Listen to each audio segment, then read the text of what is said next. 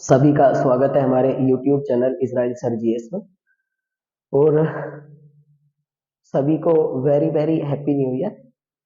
सभी के लिए 2023 सभी को मुबारक हो और सभी को अच्छे से जो भी हम लोग अपनी कामनाएं, जो भी हमारी इच्छाएं हैं, वो सभी लोगों की कामनाएं और इच्छाएं कंप्लीट हो, पूरी हो। जिन भी कोशिशों को लेकर हम लोग अपना प्रयत्न कर रहे हैं, वो सभी लोगों की इच्छाएं, जो भी हमारी चॉइसेस हैं, जो भी हमारे टारगेट हैं, जो भी हमारी गोल्स हैं, हम कामना करते हैं कि सभी लोगों का वो टारगेट, वो गोल्स, वो अचीवमेंट सभी लोग अचीव करें, सभी लोग हासिल करें। और सभी लोगों को 2023 के आगमन पर एक बार सभी लोगों को मुबारकबाद। सभी लोगों को अच्छे से जो भी हम लोग अचीव करना चाहते हैं वो हम लोग अचीव कर सकें। और 2003 का आज पहला दिन है और पहले दिन से एक नई शुरुआत, एक नए जुनून, एक नए जोश के साथ हम अपने कार्यों को स्टार्ट करें। जिन भी कार्यों को हम कंप्लीट करना चाहते हैं, सभी लोगों से गुजारिश है उन कार्यों में संलग्न रूप से, पूर्ण रूप से जितना भी हमारी कोशिशें हैं, जितना भी हम फुल एफर्ट लगा सकते हैं, सभी लोग कंप्लीट एफर्ट लगाएं और 100% गिव अप करने की कोशिश करें जिन भी टारगेटों को हम हासिल करना चाहते हैं। इन्हीं आशाओं और उम्मीदों के साथ मैं एक बार फिर सभी हमसे जुड़े हुए और सभी लोगों को मुबारकबाद देता हूं 2023 के आगमन पर। आज पहली जनवरी 2023, 1 जनवरी 2023 है और सभी लोग अपने अच्छे से स्टडी करें और जो भी आप लोगों के जीडी के या जो भी अदर कॉम्पिटिटिव एग्जाम है, सभी लोग जो करना चाहते हैं, सभी लोगों को वो अचीवमेंट हासिल हो, वो खुशियां मिले, वो सभी लोगों को एक अच्छी तरीके से आपकी जीवन यापन करने में एक मदद मिले।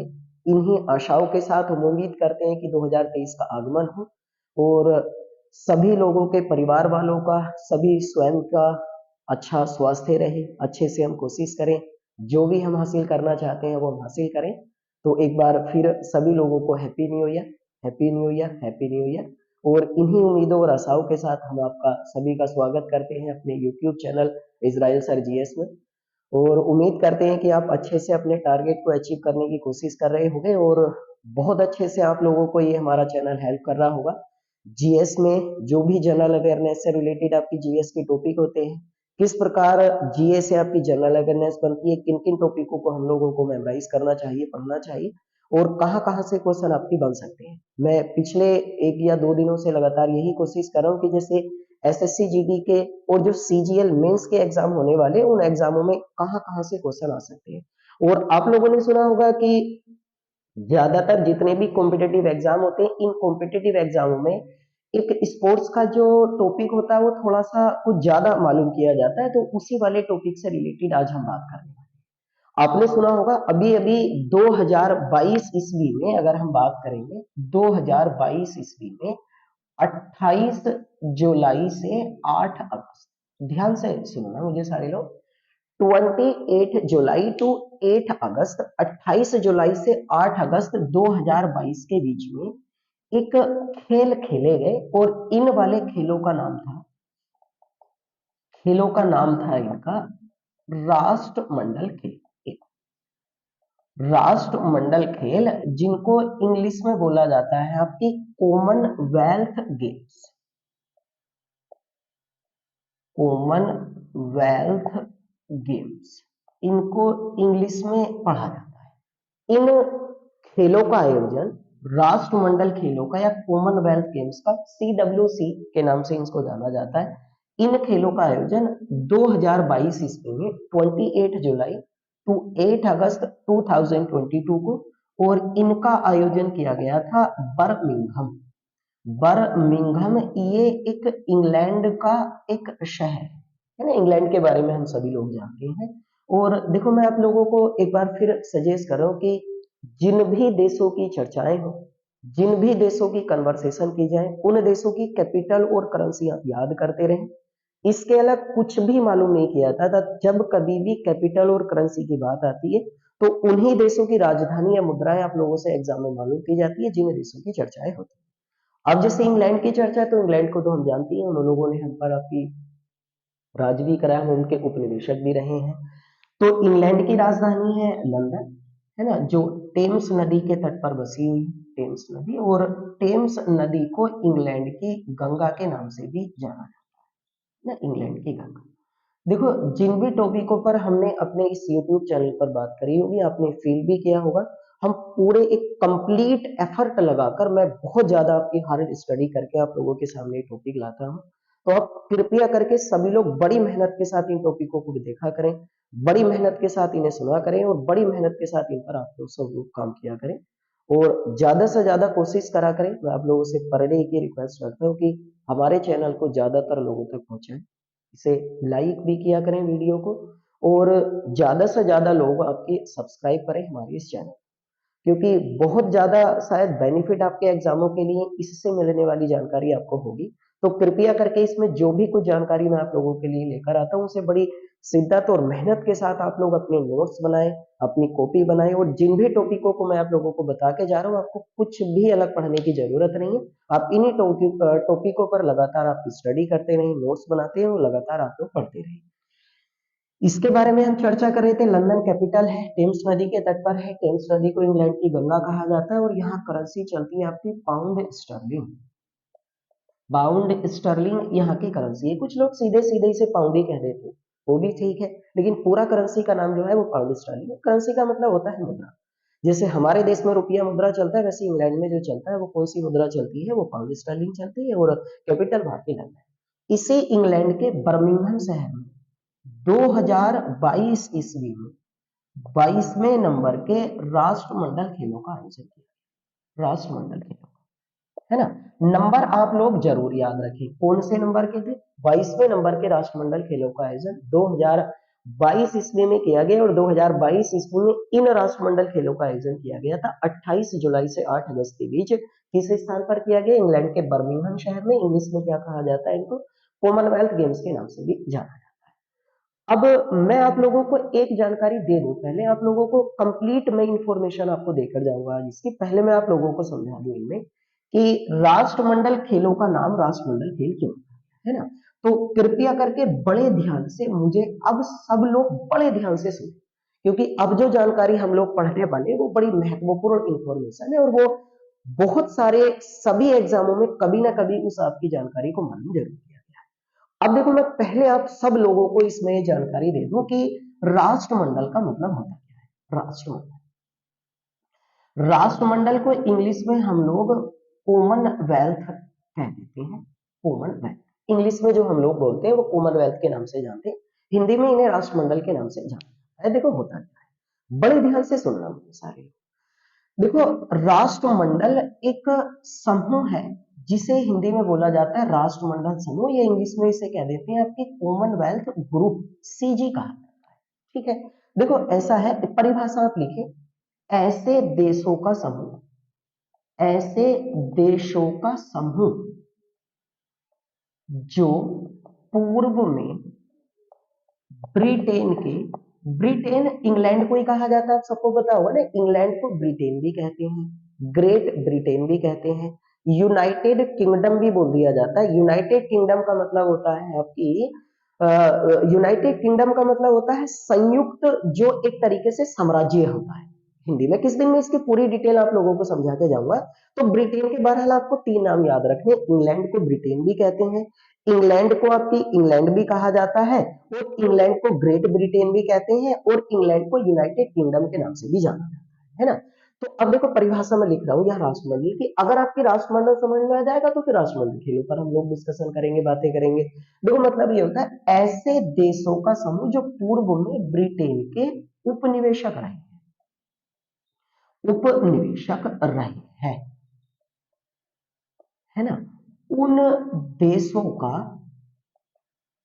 जो समूह है, उन देशों का जो समूह है, उस समूह को राष्ट्रमंडल समूह, राष्ट्रमंडल समूह या कॉमनवेल्थ ग्रुप के नाम से जाना जाता है ना।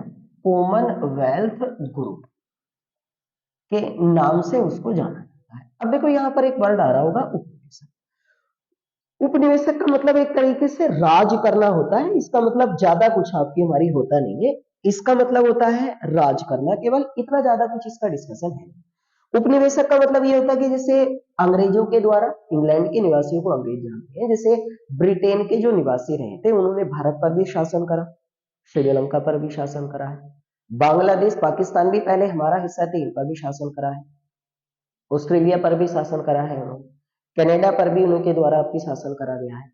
तो ऐसे देश जो कभी ना कभी पूर्व में ब्रिटेन के गुलाम रहे हैं, ऐसा आप समझिए, जिन पर ब्रिटेन के द्वारा शासन किया गया है, तो उन देशों का जो समूह आपस में मिलकर बना है, उस वाले समूह को क्या बोला जाता है?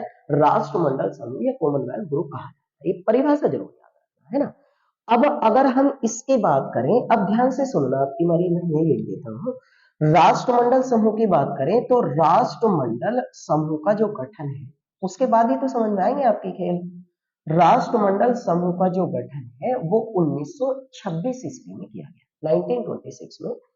इस समूह का जो मुख्यालय होता है, हेड क्वार्टर, वो है इंग्लैंड की राजधानी लंदन में, जिसकी हम अभी बात कर रहे थे। और राष्ट्रमंडल समूह का जो अध्यक्ष होता है ना, वो ब्रिटेन की या तो महारानी या ब्रिटेन का जो भी सम्राट होता है वो इसका अध्यक्ष होता है।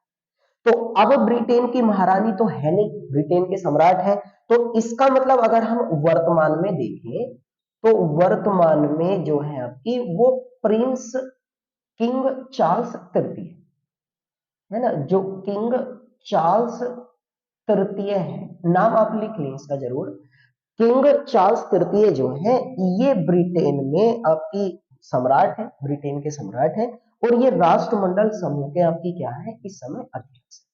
जैसे आपने सुना होगा ना, अभी तक ब्रिटेन की महारानी थी एलिजाबेथ सेकंड, उनके एलिजाबेथ सेकंड उनके निधन के बाद उनके बड़े बेटे जो प्रिंस चार्ल्स थे उनको किंग चार्ल्स तृतीय के नाम से ब्रिटेन का सम्राट बनाया गया।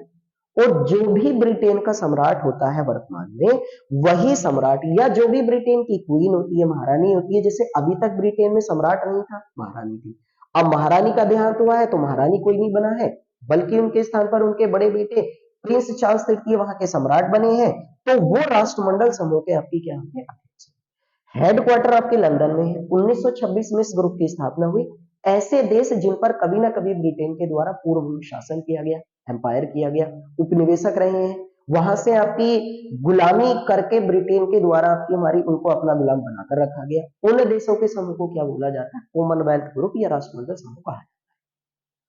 स्थापना 1926 ईस्वी में हुई। अगर हम बात करें इस राष्ट्रमंडल समूह की, तो देखो आपको याद होनी चाहिए, देखो कंप्लीट जानकारी हो, कम से कम आपको पता तो हो राष्ट्रमंडल का मतलब क्या होता है, ये बहुत ज्यादा आपकी महत्वपूर्ण जानकारी है ना। राष्ट्रमंडल में अगर हम बात करें तो राष्ट्रमंडल जो समूह है, इस राष्ट्रमंडल समूह में वर्तमान में जो सदस्यीय देश है, सदस्य देश, वो अभी तक आपके हमारे 56 है, 56 इसके सदस्य देश है, 56 इसके सदस्य देश है।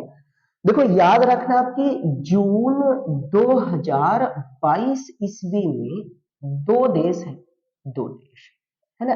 एक देश का नाम है आपकी गेबोन, और एक देश का नाम है आपकी टोंगो। गेबोन है और टोंगो है, ये दो नए सदस्य देश उसके बने। तो इसका मतलब ये हुआ कि अभी तक इसके सदस्य देश जो थे वो 54 थे।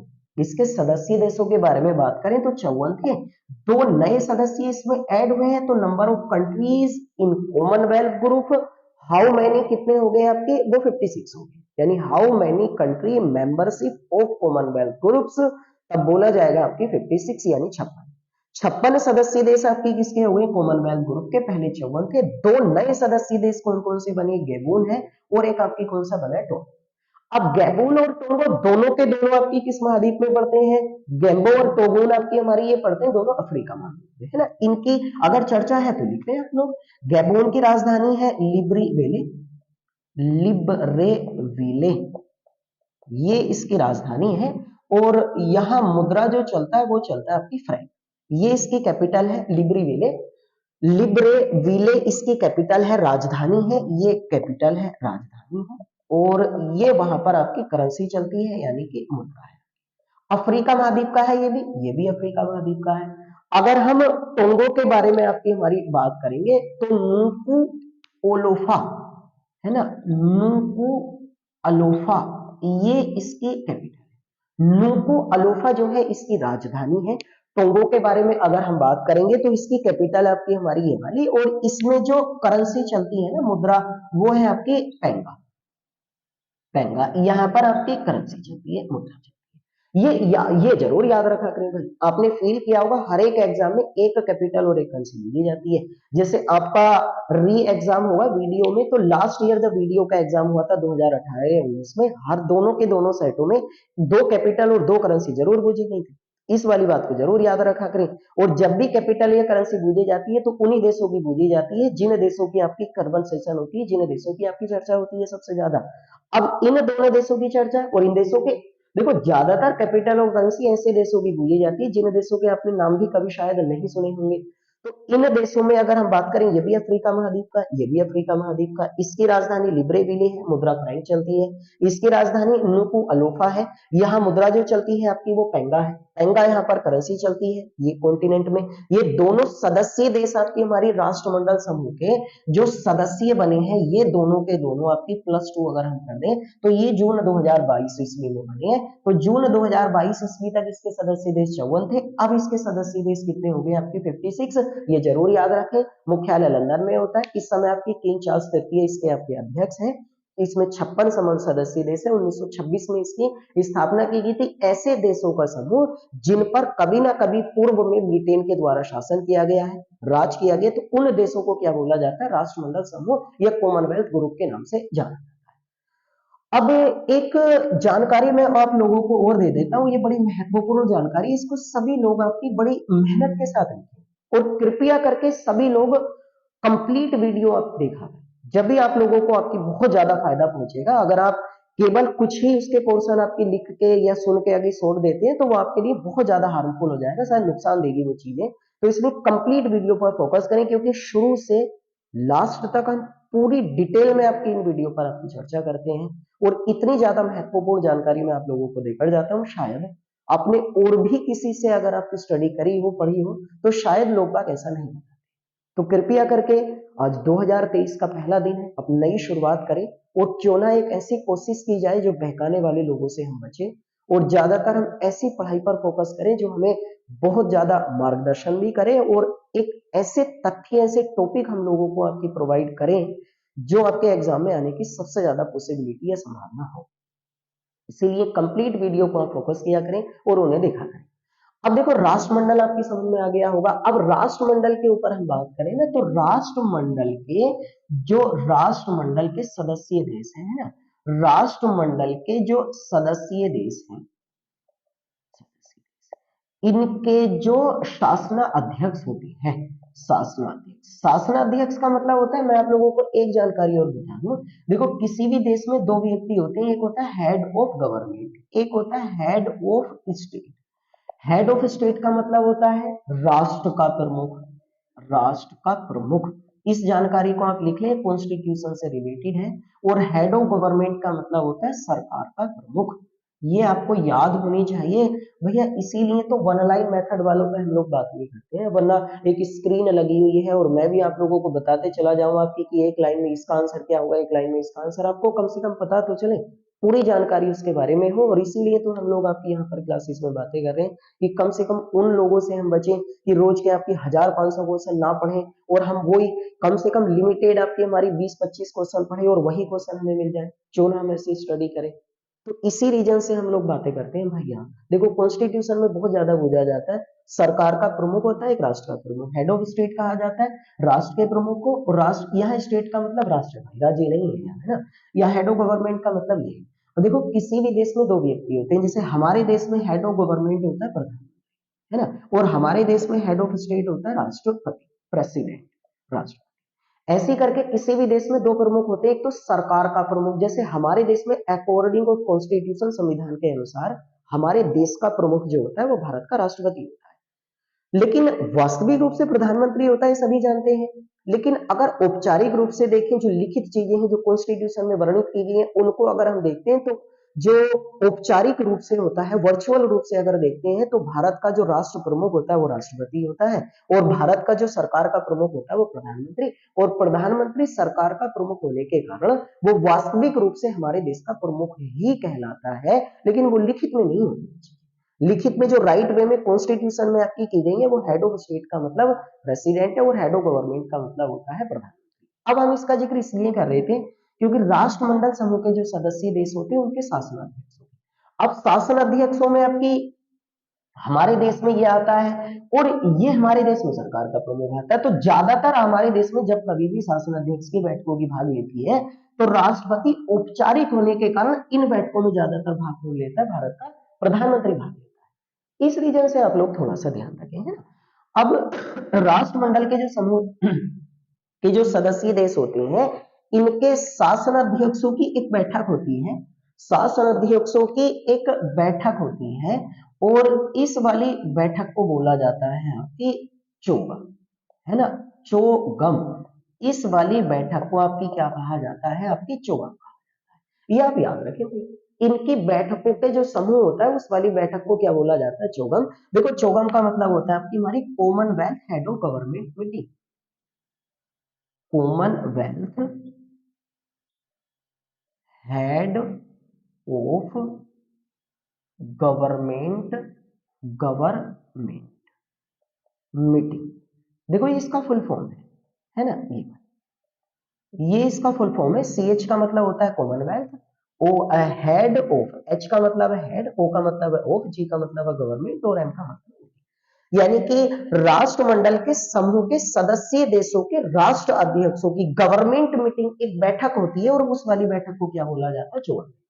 आई बात चोगम की समझ में, है ना। अब आप लिख लें, चोगम की जो सबसे पहली बैठक है, सबसे पहली बैठक है वो हुई थी आपकी 1971 1971 ईस्वी में, और ये सिंगापुर में आयोजित की गई। तो कम से कम हमें ये भी पता चला कि सिंगापुर भी राष्ट्रमंडल समूह का सदस्य देश होता है। चोगम की बैठकों का जो आयोजन है, बैठकों का आयोजन जो है वो प्रति एक 2 वर्ष के अंतराल पर किया जाता है, प्रति एक 2 वर्ष के अंतराल पर इन बैठकों का आयोजन किया जाता है। ठीक है। भारत में इसकी 1983 ईस्वी में जो 7वें नंबर की बैठक है, 7वें नंबर की बैठक है वो आपकी इसकी भारत में आयोजित की गई थी। ये आप याद रखें, है ना। भारत में 1983 ईस्वी में इस बैठक का आयोजन किया गया था। एक बार 7वें नंबर की थी, सबसे पहली बैठक 1971 में किस देश में आयोजित की गई थी? आपकी सिंगापुर में आयोजित की गई। बैठकों का नाम क्या होता है? चोगम होता है। और चोगम के बारे में यदि हम बात करें तो इसकी बैठकें कितने वर्षों के अंतराल पर होती है? 2 वर्षों के अंतराल पर इसकी बैठकों का आयोजन होता है। अब अगर हम बात करें तो 2022 ईस्वी में चोगम की जो बैठक है, ये आप जरूर लिखें, जरूर ही लिखें मेरे कहने से, ये 26वें नंबर की जो बैठक है, 26 है नंबर, वो आयोजित की गई थी आपकी एक देश है रवांडा, और इसकी राजधानी है आपकी किगाली। यहां पर इसकी बैठक का आयोजन किया गया।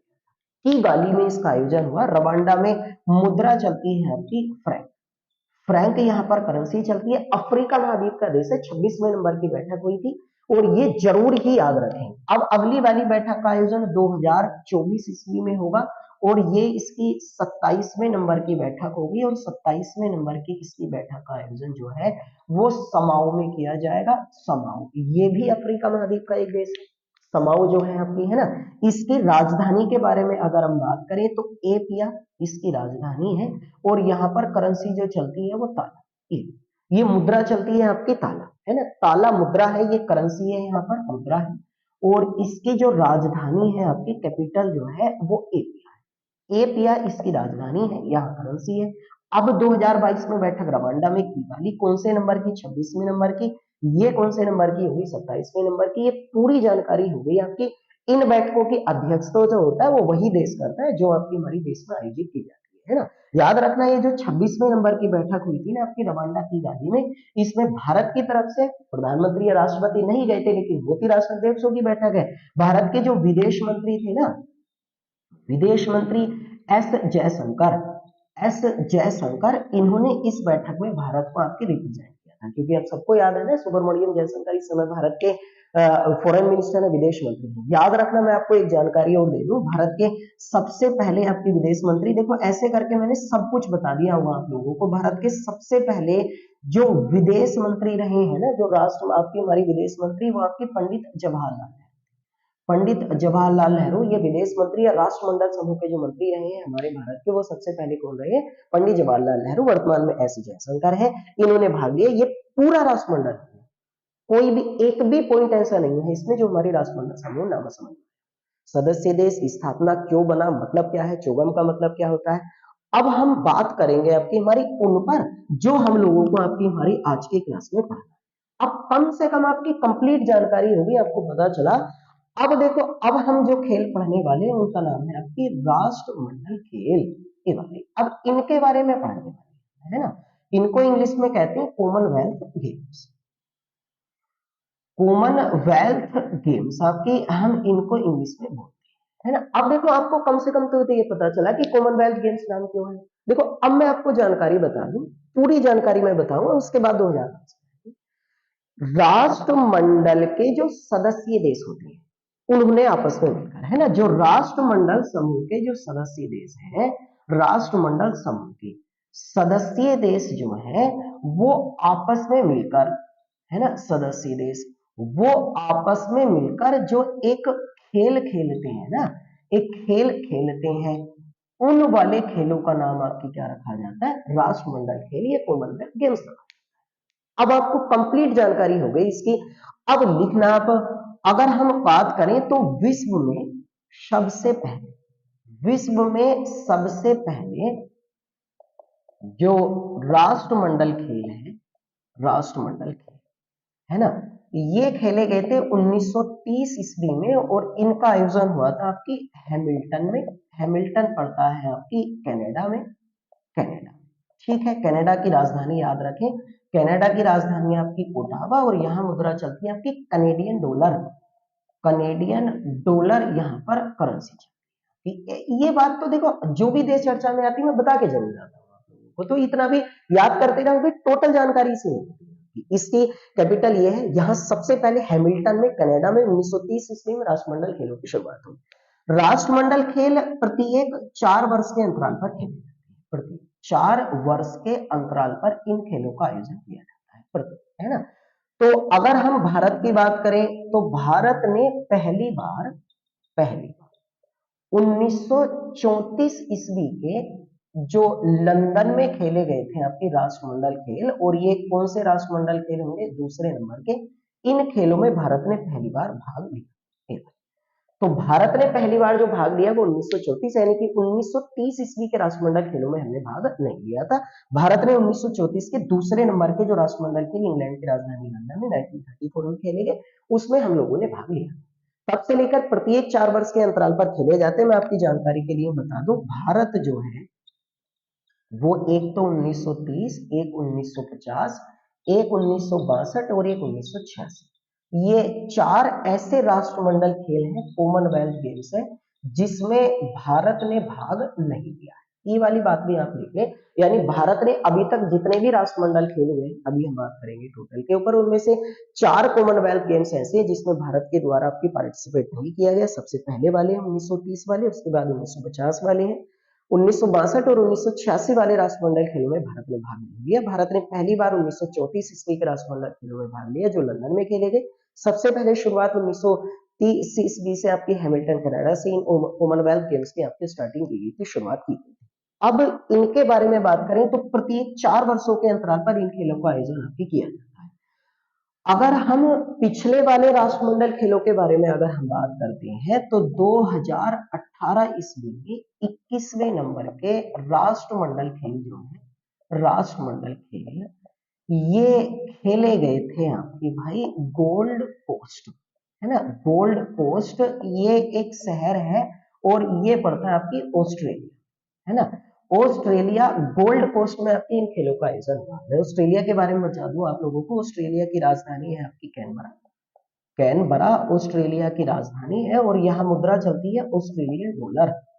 ऑस्ट्रेलियन डॉलर यहाँ पर करेंसी चलती है, आपकी मुद्रा चलती है। तो ये तो मैं आपको हर चीज बता दूंगा। 206 204 जितने भी इस दुनिया में देश है, सभी देशों की मैं ऐसे करके आपको बता दूंगा, बस आप ध्यान से सुने और लिख करें, ऐसे याद हो जाएंगे आपके हंसते खेलते, कुछ भी आपको पता भी नहीं चलेगा। ऑस्ट्रेलिया के गोल्ड कोस्ट शहर में आपकी इन खेलों का आयोजन किया गया 21वें नंबर के, यानी पिछले वाली 2018 में। अगर हम देखें तो भारत में अभी तक एक बार, है ना, एक बार राष्ट्रमंडल खेलों का आयोजन हुआ, राष्ट्रमंडल खेलों का, और ये राष्ट्रमंडल खेल खेले गए थे भारत में आपकी 19वें नंबर के। ये जरूर याद रखें, दिल्ली पुलिस में लास्ट ईयर भी पूछा गया था आपका 19वें नंबर के, और ये खेले गए थे 2010 ईस्वी में। और इन 19वें नंबर के राष्ट्र खेलों का आयोजन भारत में राष्ट्रमंडल का नई दिल्ली में इन खेलों का आयोजन। तो कितनी बार अभी तक भारत में खेले गए हैं? एक बार 19वें नंबर के राष्ट्रमंडल खेल थे 2010 ईस्वी में नई दिल्ली में इनका आयोजन हुआ था। उसके बाद अगर हम बात करें, देखो 20वें नंबर के जो राष्ट्रमंडल खेल हैं कॉमनवेल्थ गेम्स है, इनका आयोजन हुआ होगा 2014 में, 2010 के बाद, और ये हुआ था आपकी ग्लासगो में। ग्लासगो पड़ता है आपकी स्कॉटलैंड का, स्कॉटलैंड आपकी हमारी एक देश है आपकी, है ना। स्लोट का एडिनबर्ग है इसकी राजधानी, लिख लें अगर आपको नहीं पता, एडिनबर्ग यहाँ पर राजधानी है, एडिनबर्ग स्कॉटलैंड की। ग्लासगो में 2014 में हुए थे 20वें नंबर के, उसके बाद 19वें नंबर के यहाँ, 21वें नंबर के कहां पर हुए थे आपके भाई, वो गोल्ड कोस्ट ऑस्ट्रेलिया में इन खेलों का आयोजन किया गया। अब 4 वर्ष के बाद अगर इन खेलों के आयोजन की अगर हम बात करते हैं, तो इसका मतलब ये हुआ होगा कि 2010 में, उसके बाद 14, 18, तो अब 2000 आपकी हमारी 22 ईस्वी में नंबर कौन सा होगा, जब 2018 में 21वां था, तो 2022 ईस्वी में 22वें नंबर के। तो याद रखने में भी आसानी होगी। 22वें नंबर के जो राष्ट्रमंडल खेल हैं, जो कॉमनवेल्थ गेम्स हैं, इनका आयोजन, है ना, 28 जुलाई से अभी 8 अगस्त के बीच में, और ये किया गया था आपके बर्मिंघम में। जैसे मैं शुरू में आपको बता रहा था, ये किस देश का शहर है भाई, इंग्लैंड का, जहाँ की राजधानी लंदन है, पाउंड स्टर्लिंग मुद्रा चलती है। चार्ल्स तृतीय इस समय वहां के इस समय सम्राट है, और अभी अभी आपने सुना होगा ऋषि सुनक वहां के प्रधानमंत्री बने। ये भी नहीं पता हो तो आप लोग पैदा कर इसको, है ना। बर्मिंघम आपके इंग्लैंड में इन खेलों का आयोजन हुआ 22वें। अब देखो अगर इनके बारे में बात करें, तो 22वें नंबर के जो ये कॉमनवेल्थ गेम्स थे, इनमें टोटल मिलाकर 72 देशों ने भाग, 72 देशों में, है ना। अब देखो ये आप चौंकना मत, इसको 56 राष्ट्रमंडल समूह के सदस्य देश है, लेकिन कुछ देश ऐसे होते हैं जो मित्रता पूर्ण व्यवहार की दृष्टि से राष्ट्रमंडल खेलों में कंट्रीब्यूट कर लेते हैं, पार्टिसिपेट कर लेते हैं, और इसी के मद्देनजर आपकी 72 देशों ने भाग लिया था जो राष्ट्रमंडल खेल खेले गए थे, जो 22वें नंबर के खेले गए 2022 ईस्वी में। तो इनमें देशों की संख्या आप याद रखें 72 है। इन 22वें नंबर के राष्ट्रमंडल खेलों में अगर हम बात करें, तो लगभग 5056 आपके खिलाड़ी थे, इन खिलाड़ियों ने आपके इसमें भाग लिया। इन 22वें नंबर के राष्ट्रमंडल खेलों की अगर हम बात करें, तो 22वें नंबर के राष्ट्रमंडल खेलों में जो है वो कुल मिलाकर 20 खेलों की प्रतिस्पर्धाएं खेली, 20 खेलों की प्रतिस्पर्धा जो है वो इसमें आपकी खेली गई, ये जरूर याद है ना। इन 20 खेलों की प्रतिस्पर्धाओं में आपकी आयोजन किया गया। इनमें अगर हम बात करें, तो भारत की ओर से, ये जरूर लिखे भाई, ये टोटल जानकारी है, भारत की ओर से 215 खिलाड़ियों ने इन खेलों में भाग लिया। 215 खिलाड़ियों ने भारत की ओर से, टोटल दुनिया के 5056 ही थे। इन 215 में अगर हम बात करेंगे, तो 108 जो है वो पुरुष खिलाड़ियों ने भाग लिया भारत की तरफ से, और 107 जो है वो महिला खिलाड़ियों ने इसमें आपकी भाग लिया, है ना। 20 खेल टोटल मिलाकर खेले गए थे। इन खेलों में अगर हम बात करेंगे, जो 28 जुलाई से आपकी 22वें नंबर के राष्ट्रमंडल खेल हुए, इनमें अगर हम बात करेंगे, तो जो भारतीय दल का नेतृत्व है, ये आप लिखें, भारतीय दल का जो नेतृत्व है वो किया गया था आपके भारतीय मुक्केबाजी संघ, भारतीय मुक्केबाजी संघ के उपाध्यक्ष, भारतीय मुक्केबाजी संघ के उपाध्यक्ष थे, और इनका नाम है आपकी राजेश भंडारी, राजेश भंडारी। ये भारतीय दल के नेतृत्व करता था, यानी इनके मार्गदर्शन में भारतीय दल का 215 खिलाड़ियों का आपके हमारी दल जो है भेजा गया था। इनमें 108 पुरुष थे, अभी मैं बता रहा था, और 107 इनमें महिला खिलाड़ी इसमें आपके शामिल थे। टोटल 72 देशों ने भाग लिया, लगभग 5000 खिलाड़ियों ने इसमें पार्टिसिपेट करा। बर्मिंघम में हुए 28 जुलाई से 8 अगस्त के बीच 20 खेलों की स्पर्धाएं खेली गई। इन 20 खेलों में से अगर हम बात करें, देखो सुनना मुझे ध्यान से, 2018 में जो 21वें नंबर के राष्ट्रमंडल खेल थे, कॉमनवेल्थ गेम्स थे, इनमें निशानेबाजी थी। निशानेबाजी, इंग्लिश में निशानेबाजी को शूटिंग कहते हैं। तो शूटिंग का खेल था 2018 के कॉमनवेल्थ गेम्स में जो 21वें नंबर के थे, लेकिन 2022 ईस्वी में जो 22वें नंबर के कॉमनवेल्थ गेम्स थे, इन कॉमनवेल्थ गेम्स से निशानेबाजी को हटा दिया। याद रखना, ये बड़ी महत्वपूर्ण जानकारी है। निशानेबाजी नहीं थी इस साल, ये आपसे पूछा जाएगा जरूर कि निम्नलिखित में से कौन सा खेल 2022 के राष्ट्रमंडल खेलों से आपकी हटा दिया गया था, तो कौन सा है? निशानेबाजी को इसमें शामिल नहीं किया गया था। ठीक है, अब इसके बारे में अगर हम बात करेंगे, ये जो 22वें नंबर के राष्ट्रमंडल खेल हैं, तो आप लिखना 22वें नंबर के जो राष्ट्रमंडल खेल है ना, 22वें नंबर के जो 2022 में जो कॉमनवेल्थ गेम्स है जिनके ऊपर हम जिक्र कर रहे हैं, इसमें पहली बार क्रिकेट खेल को शामिल किया गया। जो क्रिकेट का खेल होता है ना, इसे पहली बार आपको शामिल किया गया, और क्रिकेट में महिला T20 क्रिकेट के फॉर्मेट को इसमें शामिल किया गया। तो इसका मतलब इससे पहले कभी भी आपकी क्रिकेट का खेल इसमें शामिल नहीं किया गया था। पहली बार कौन से खेल को इसमें आपकी इंक्लूड किया गया था? क्रिकेट के गेम्स को इंक्लूड किया गया, क्रिकेट के स्पोर्ट्स को इंक्लूड किया गया। कौन सी आपकी प्रतियोगिता को, कौन से स्पोर्ट्स को इसमें रिमूव कर दिया गया, हटा दिया गया? तो शूटिंग निशानेबाजी प्रतियोगिता को इसमें हटा दिया गया था, ये वाली है ना। अब आपको सबको पता होगा कि इसमें प्रतियोगिताएं, मैंने अपनी पूरी क्लासों में आपको जरूर बताया होगा कि इसमें जो एथलीट होते हैं वो दो तरीके के होते हैं। एक इंडोर प्रतियोगिताएं होती हैं, एक आउटडोर प्रतियोगिताएं होती हैं। इंडोर का मतलब होता है जो अंदर खाने आपकी प्रतियोगिता किसी भी एक रूम या किसी भी एक हॉल में खेली जा सकती हैं। आउटडोर या ट्रैक एंड फील्ड की प्रतियोगिताएं होती हैं जो किसी न किसी ओपन एरिया या मैदान में या किसी न किसी ट्रैक पर खेली जाती है। तो इसमें सभी तरीके की प्रतियोगिताएं होती हैं। एक विश्व एथलेटिक्स चैंपियनशिप की पूरी क्लास हमारी अपलोड की गई है इसी चैनल पर, कृपया करके सभी लोग उस क्लास को देखें, उसमें आपकी समझ में आ जाएगा कि इंडोर, आउटडोर या ट्रैक एंड फील्ड का मतलब होता क्या है। अब इन खेलों में अगर हम बात करेंगे, तो इन खेलों में जो कॉमनवेल्थ गेम्स हुए हैं, वो कोई से भी हो, एथलीट जो भाग लेते हैं ना, तो इसमें आपकी पदक दिए जाते हैं, है ना। जो पहले नंबर पर रहने वाला आपकी हमारी टीम प्रतियोगिता है तो टीम को मिलेगा, अगर इंडिविजुअल प्रतियोगिता है तो खिलाड़ी को मिलेगा, उसे मिलता है आपकी स्वर्ण पदक, है ना। इंग्लिश में कह देते हैं आपकी गोल्ड मेडल। दूसरे नंबर पर जो रहने वाला आपके खिलाड़ी होता है उसे मिलता है रजत पदक, इंग्लिश में कह देते हैं आपकी सिल्वर। तीसरे नंबर पर रहने वाला जो आपकी खिलाड़ी या टीम होती है उसे कांस्य पदक मिलता है, इंग्लिश में इसको कहते हैं ब्राउन्स मेडल। ब्राउन्स मेडल, है ना। कांस्य पदक, रजत पदक और स्वर्ण पदक मिलता है। या जैसे अगर टीम के बीच में आपकी फाइनल हुआ, तो जो फाइनल की विजेता हुई उसे गोल्ड मेडल मिलेगा, और जो फाइनल की उप विजेता रनर अप हुई उसे सिल्वर मेडल मिलेगा, रजत पदक। फिर तीसरे स्थान के लिए जो मुकाबला हुआ उसमें उसको कांस्य पदक, है ना। तीन तरीके के पदक मिलते हैं। अब इस प्रतियोगिता की अगर हम बात करें, जो 22वें नंबर के राष्ट्रमंडल खेल हैं, तो जिन 72 देशों ने भाग लिया है, तो इन 72 देशों में अगर हम बात करें, तो मैं आपको पदक तालिका आपकी हमारी बता देता हूँ। पदक तालिका का मतलब होगा मेडल आपकी हमारी लिस्ट, यानी कि कौन से देश ने सबसे ज्यादा पदक जीते हैं।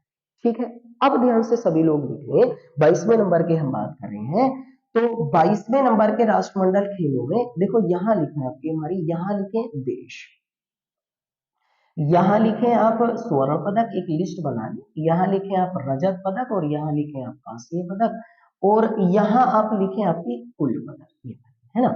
अब इसमें अगर हम बात करें राष्ट्रमंडल खेल 2022 में, तो सबसे पहले स्थान पर जो कंट्री रहा है वो रहा है आपकी ऑस्ट्रेलिया, है ना। ऑस्ट्रेलिया ने सबसे ज्यादा आपके पदक जीते हैं। मैं आपकी जानकारी के लिए बता दूं कि पदक तालिका जो है वो गोल्ड मेडल के आधार पर तय होती है, टोटल मेडल के आधार पर पदक तालिका आपकी काउंट नहीं होती है। आपकी इस वाली बात को आप जरूर लिखें ध्यान से, है ना। ऑस्ट्रेलिया ने इसमें 67 स्वर्ण पदक जीते हैं, 57 आपके रजत पदक जीते हैं, कांस्य पदक इनके 54 है, तो 7 और 7 14 और 4 18, यानी कि 178 कुल पदकों की संख्या इनकी कितनी हो जाएगी, वो 178 पदकों के साथ आपकी 2022 के राष्ट्रमंडल खेलों में पहले स्थान पर पदक तालिका में कौन सा देश है? ऑस्ट्रेलिया। दूसरे स्थान पर बात करें तो ब्रिटेन यानी कि इंग्लैंड जो है वो मेजबान देश इसमें पदक तालिका में दूसरे स्थान पर है, ये आपको याद ही करने पड़ेंगे। इसके पदकों की संख्या में आपकी हमारी 57, तो स्वर्ण की हमारी पदक इनके द्वारा जीते गए हैं। टोटल में अगर हम बात करें तो 66 रजत है और 53 कांस्य है, इनके द्वारा आपकी 176 पदक इसमें जीते गए, 7 6 13 13 और 3 आपकी हमारी कितने हो जाएंगे 16, तो 176 पदकों के साथ आपकी ब्रिटेन इसमें दूसरे स्थान पर रहा है। इसमें अगर हम बात करेंगे तो तीसरे स्थान पर इसमें जो रहा है वो कनाडा रहा है, जिसकी हम बात कर रहे थे अभी।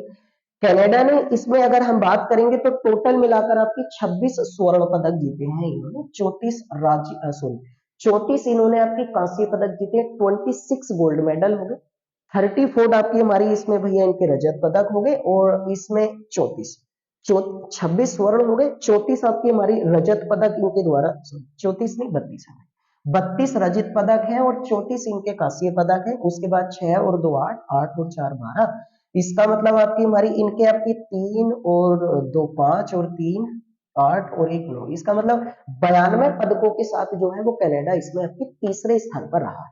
अब आप बड़ी गौर से लिखें भाई, इस प्रतियोगिता में भारत जो है वो चौथे स्थान पर रहा है। भारत जो है वो चौथे स्थान पर आपकी इस प्रतियोगिता में रहा है, फोर्थ प्लेस पर इंडिया रहा है इसमें। और भारत के अगर स्वर्ण पदकों की बात करेंगे तो भारत ने इस प्रतियोगिता में आपकी 22 स्वर्ण पदक जीते हैं, 16 रजत पदक है, 23 कांस्य पदक है, 61 पदकों के साथ भारत आपकी चौथे स्थान पर है। 2 6 8, 8 और 3 11, उसके बाद 2 और 1 3 और 2 5 और 1 6, इसका मतलब भारत जो है, इसे तो आप स्पेशल लिख लें कि भारत आपके राष्ट्रमंडल खेल 2022 में पदक तालिका में कौन से स्थान पर रहा है, चौथे स्थान पर पदक तालिका में इसमें रहा है। अब टोटल आपकी स्क्रीनशॉट ले लें या लिख लें, ये टोटल पदक तालिका की लिस्ट है, पहले 4 स्थानों की आपकी लिस्ट बनाई गई है ये वाली। अब टोटल जैसे आपकी मैंने यहाँ पर लिस्ट बनाई है, आप ऐसी लिस्ट लिखें, पहले स्थान पर ऑस्ट्रेलिया, दूसरे स्थान पर ब्रिटेन इंग्लैंड, तीसरे स्थान पर कनाडा, और भारत आपकी पदक तालिका में कौन से स्थान पर रहा है, चौथे स्थान पर भारत 61 पदकों के साथ आपकी पदक तालिका में इसमें रहा। निशानेबाजी इस साल नहीं थी, क्रिकेट को इसमें पहली बार इंक्लूड किया गया। अब मैं और भी जानकारी आप लोगों को इसके बारे में, ये अब पूरा पदक तालिका आप लिख लें क्योंकि इससे जरूर ही क्वेश्चन पूछे जाएंगे आपकी पदक तालिका से, है ना। अब कुछ महत्वपूर्ण पॉइंट है इन खेलों के जो मैं आप लोगों को बता देता हूँ। इन खेलों में अगर हम बात करें तो भारत की तौर से अगर हम बात करें तो भारतीय हॉकी टीम ने जो है, हॉकी टीम ने इन 22वें नंबर के कॉमनवेल्थ गेम्स जो हुए थे ना, इनमें भारतीय हॉकी टीम अगर बोल रहे हैं तो इसका मतलब ये होगा पुरुष, इनमें भारतीय हॉकी टीम के द्वारा रजत पदक जीता गया है। ये बड़ी खूबसूरत बात है। तो इसका मतलब ये हुआ कि भारतीय फाइनल में हार गए होंगे, है ना। फाइनल में अगर हार गए तभी तो हम लोग आपकी हमारी सेकंड स्थान पर रहे होंगे, फाइनल में हमारे हैं। तो इसका मतलब जिसने आपकी हमारी हमें हराया उसने स्वर्ण पदक जीता होगा। अब आप लिख लें, भारतीय हॉकी जो हॉकी का आपकी स्वर्ण पदक है वो जीता था आपका भैया ऑस्ट्रेलिया ने, और रजत पदक आपकी किस देश ने जीता, भारत, है ना। अब मैं एक बड़ी खूबसूरत बात आपको बता दूं, हॉकी को पहली बार कॉमनवेल्थ गेम्स में जो शामिल किया गया था ना, वो शामिल किया गया था 1998 से।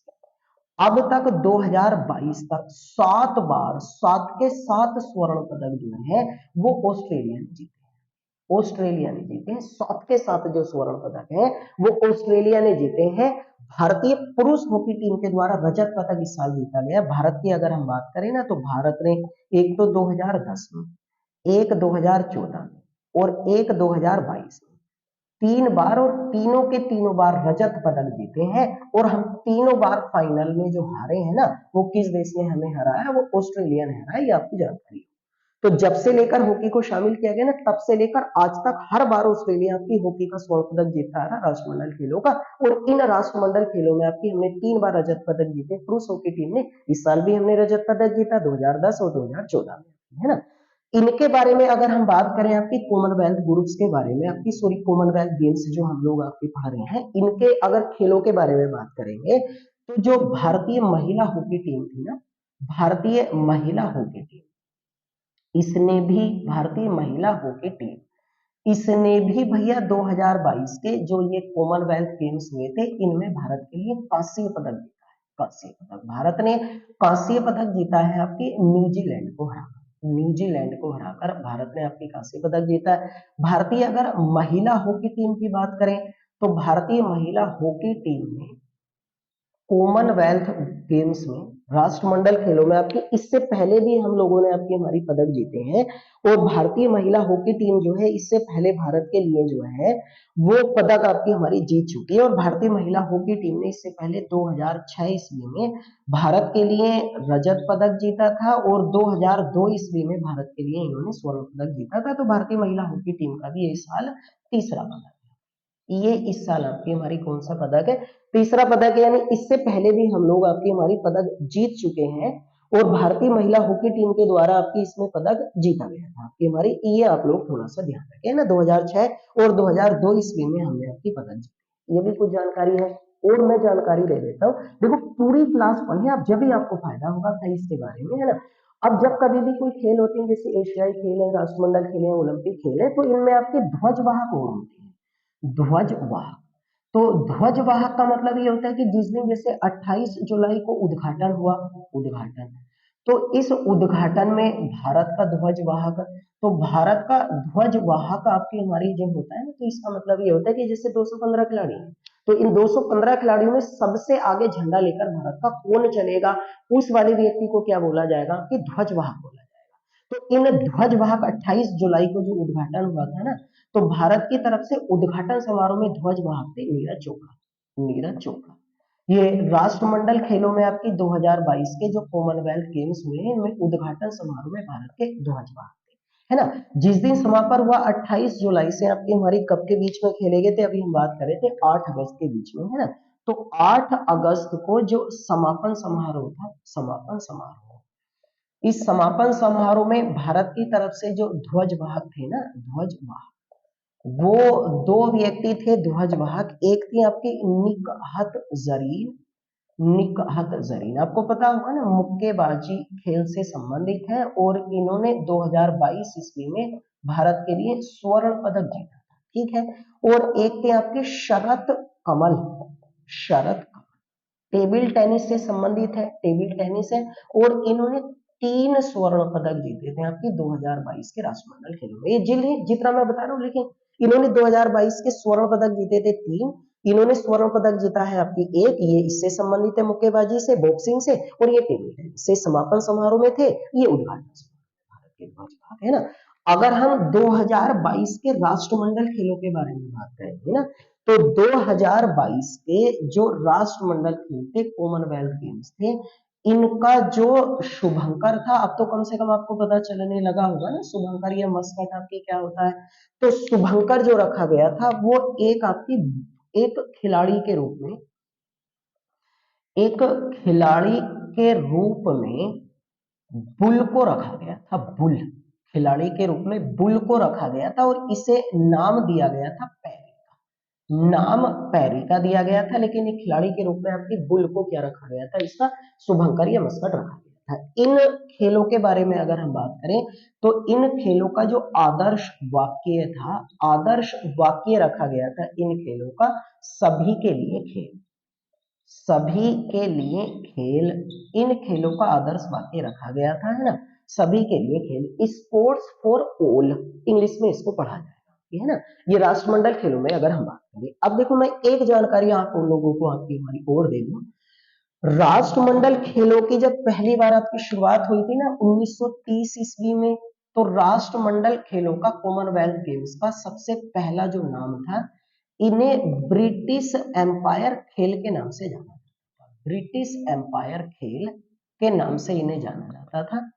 1954 ईस्वी में इनका नाम चेंज करके ब्रिटिश एम्पायर खेल तथा कॉमनवेल्थ गेम्स रखा गया, कॉमनवेल्थ गेम्स ये रखा गया, है ना। उसके बाद 1978 में इनका नाम चेंज करके आपकी कॉमनवेल्थ गेम्स कर दिया गया था, कॉमनवेल्थ गेम्स। तो ये भी आप जानकारी लीजिए, कॉमनवेल्थ गेम्स करा गया, तो 3 बार नाम चेंज हुआ है।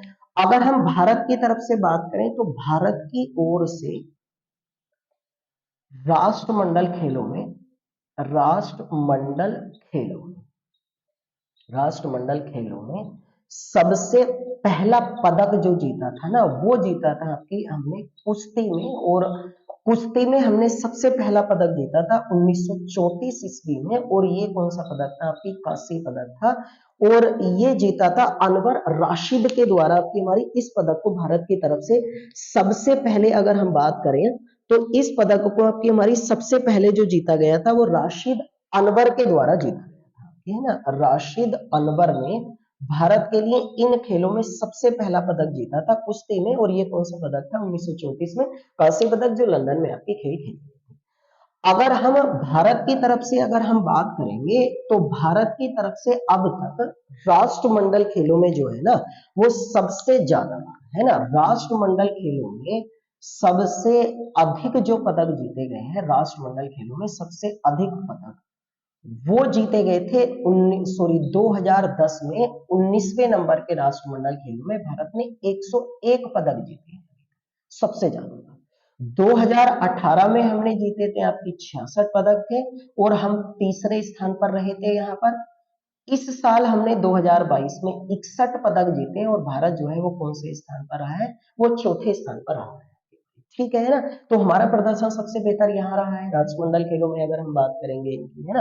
टोटल मिलाकर आपकी हमारी ये जानकारी है। मैं एक जानकारी और दे दूं, अब जो आपकी 23वें नंबर के जो कॉमनवेल्थ गेम्स है वो 2026 में खेले जाएंगे, और इनका आयोजन आपकी विक्टोरिया में किया जाएगा। विक्टोरिया जो है ये ऑस्ट्रेलिया का आपकी हमारी एक शहर है, ऑस्ट्रेलिया। ये तो 2018 में भी ऑस्ट्रेलिया में हुए, 2026 में भी ऑस्ट्रेलिया में होंगे। ये जानकारी बड़ी महत्वपूर्ण है। बाकी तो सारी जानकारी है ही महत्वपूर्ण, लेकिन इसको 23वें नंबर के 2026 पूरा कॉमनवेल्थ गेम्स हुआ, कॉमनवेल्थ भी पूरा हुआ, कॉमनवेल्थ गेम्स भी पूरा हुआ, राष्ट्रमंडल भी समूह, राष्ट्रमंडल खेल, ये है देखो पूरी जानकारी। अब आएंगे आप लोगों को क्वेश्चन, ध्यान से पढ़ें। एक बार फिर सभी लोगों को नए साल के आगमन पर एक बार फिर बधाई। सभी लोग अच्छी ऊंचाइयों को छुएं, सभी लोग अपने अचीव करें टारगेट, जो भी आपके गोल्स सेट करें, जो भी टारगेट है। हैप्पी न्यू ईयर, नए वर्ष के आगमन पर सभी लोगों को एक बार फिर बधाई। हमारे चैनल को ज्यादातर लोगों तक पहुंचाएं, सब्सक्राइब करें, शेयर करें और लाइक करें, और जिन भी तथ्यों पर हम बातें करें आपके जीवन के लिए बड़े महत्वपूर्ण है उनको आप सुने, और पूरी जानकारी मैं आप लोगों को देकर जाता हूं, उसे आप पूरी शिद्दत के साथ पढ़ें, मेहनत के साथ स्टडी करें। नया दिन है, नई शुरुआत है, नया वर्ष है, नई शुरुआत आप करें। इन्हीं उम्मीदों आशाओं के साथ एक बार फिर नए दिन में आपसे फिर मुलाकात होगी। तब तक आप अच्छे से पढ़ाई करते रहिए और अपने टारगेट को अचीव करने की कोशिश करते रहिए।